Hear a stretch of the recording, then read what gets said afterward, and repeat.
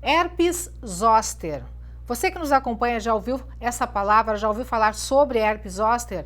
Possivelmente você já ouviu falar sobre herpes labial, herpes genital, tem também a herpes zoster, além de outros tipos, mas vamos focar nesta principalmente para que você saiba especificamente o que é, de que maneira se manifesta e, de uma certa maneira, como tratar, como se prevenir, como se cuidar. Para tanto, nós temos uma convidada. Ela é a dermatologista Sandra Gomes de Barros, professora do curso de Medicina da Universidade de Santo Amaro, lá de São Paulo. Boa tarde, doutora Sandra, bem-vinda ao NT Sul. Boa tarde, tenho um enorme prazer em estar conversando aqui com vocês e discutir um pouco sobre essa doença. Doutora, inicialmente, só para que o nosso telespectador entenda, vamos passar basicamente sobre esses três tipos mais conhecidos. Tem aquele que o pessoal conhece, a feridinha no canto da boca, aquela lesão no canto da boca, que é a herpes labial, tem a herpes genital também, e a herpes zoster. Essas duas primeiras que eu citei especificamente, de que maneira se manifestam, o que são elas e quais as diferenças? Basicamente, dá para falar? Sim, nós temos dois vírus envolvidos aí, em relação às situações que você pontuou. O herpes labial e o herpes genital, ele é provocado por um vírus chamado herpes simples. O vírus herpes zoster, que vai causar uma outra doença conhecida como cobreiro, ele é causado pelo vírus da varicela, que é aquela doença que a gente já conhece da infância, tá? Esses vírus, eles são adquiridos, né? E eles ficam incubados no nosso organismo. E dependendo de uma determinada situação, esse vírus é reativado. E aí começam as manifestações da doença. Bom, a gente sabe que, por exemplo, o herpes labial tem certos gatilhos, né, que faz com que ele desencadeie, com que ele se manifeste no organismo, né, e em repetidas vezes, inclusive. O herpes zoster é um vírus mais agressivo, digamos assim. É um vírus? É mais agressivo? O herpes zoster é um vírus que causa uma doença que vai ter algumas repercussões mais dramáticas para o paciente, a depender, inclusive, da localização da doença. Então, por exemplo, você pode ter um herpes zoster oftálmico, que vai acometer o olho, vai acometer a face, pode dar uma paralisia facial, então vai ter um desdobramento muito maior da infecção, não somente as vesículas, que acontecem, por exemplo, no herpes simples labial ou no herpes simples genital, que é só a presença da vesícula. No caso do zoster, ele tem um tropismo por algum nervo, e esse tropismo vai trazer para o paciente uma neurite, uma neuralgia, uma dor pós a infecção, pós a doença. Então, depois que todas as vesículas secam, o paciente inicia um quadro de uma dor muito importante, né? A depender da localização, se for na cabeça, o paciente tem uma dor muito grande, cefaleia, uma neuralgia, que pode ser tratada com alguns analgésicos inicialmente, mas pode ser uma dor refratária e se cronificar por anos, inclusive. Então, é uma doença que pode trazer algumas repercussões, alguns desdobramentos e deixar algumas sequelas, inclusive. Verdade que nas pessoas com mais idade isso mais potente, é mais agressivo? Essa dor? Sim, é porque essa doença, ela acontece na infância, porque é o mesmo vírus da varicela, né, da catapora, e ela pode ser reativada, esse vírus pode ser reativado na fase adulta, a partir dos 50 anos. Então, é numa fase que você já tem aí algum acúmulo de algumas doenças, né? Você pode ter uma hipertensão, você pode ter um diabetes, você pode ter uma neoplasia, um câncer.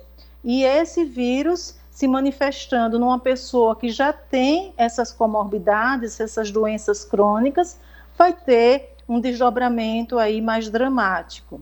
Existem alguns fatores de risco que a gente chama atenção.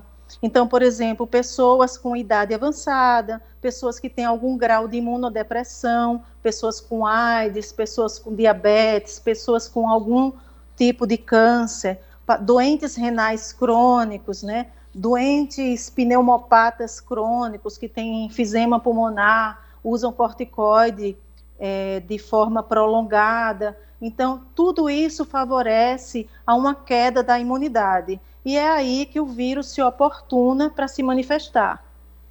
Bom, e existe, assim, a senhora mencionou várias situações em que o vírus pode se manifestar, mas tem especificamente um grupo de risco ou existem pessoas que, ou a partir de uma certa idade, e que todas as pessoas, por exemplo, a partir dos 50 anos, são mais suscetíveis? Exatamente, a partir dos 50 anos, os adultos, a partir dessa idade, eles são mais suscetíveis, além dessas doenças, dessas comorbidades que eu falei, que faz com que o vírus se oportune e venha a causar a doença. Quais são as primeiras manifestações? Quais são os sintomas iniciais da pessoa, de repente, entrar em sinal de alerta e pensar, posso estar com herpes zoster?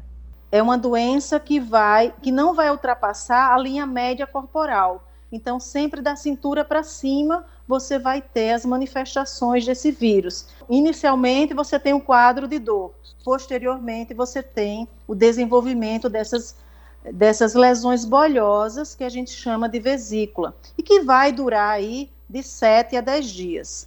Após esse período, o paciente pode ainda permanecer com esse quadro álgico de dor intensa na região acometida.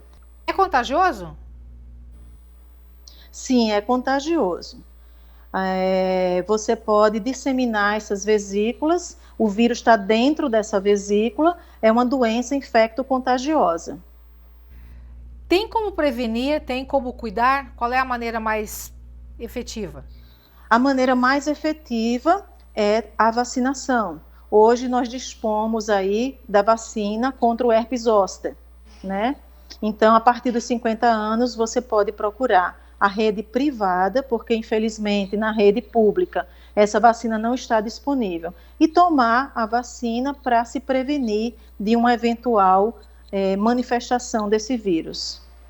Bom, a doutora comentou lá no início os grupos ou as pessoas ou as situações mais sensíveis à manifestação da herpes zoster. E só como informação, eu entrei em contato com uma empresa aqui de Cachoeira do Sul que comercializa esta vacina contra a herpes zoster, e esta vacina ela é ministrada em 2 doses, cada dose custa à vista R$800, então quer dizer, completa R$1.600. Se for a prazo ou no cartão, dá para fazer parcelado, né?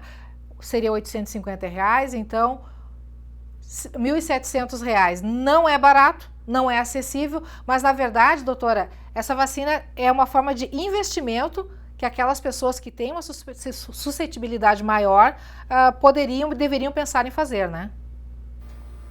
Exatamente, porque é uma doença aparentemente, né, que pode ser resolvida com os antivirais, com o tratamento, mas pode deixar aí uma sequela, né, importante, uma paralisia facial, um comprometimento do nervo óptico, comprometendo a visão, né, pode dar uma meningite, uma encefalite, e esse desdobramento é uma complicação muito grave da doença.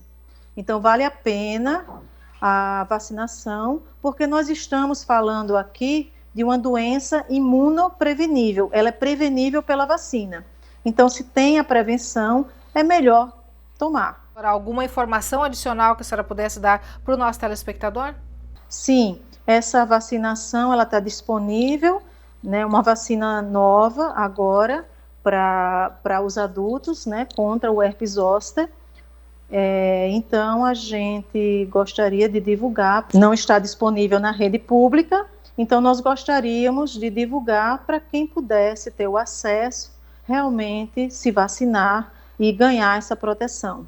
Ok, doutora, muito obrigada pela participação, pelas importantes informações, a gente agradece realmente por disponibilizar um pouquinho do seu tempo aí. A gente sabe, a doutora aí nitidamente está aí, ó, fardada, paramentada, porque ela está no hospital, né? Ela tirou a máscara ali, foi para um cantinho, tirou a máscara só para conversar com a gente, para poder nos dar essa entrevista, e a gente agradece de coração por essa disponibilidade, tá bom? Bom trabalho aí e mais uma vez muito obrigada.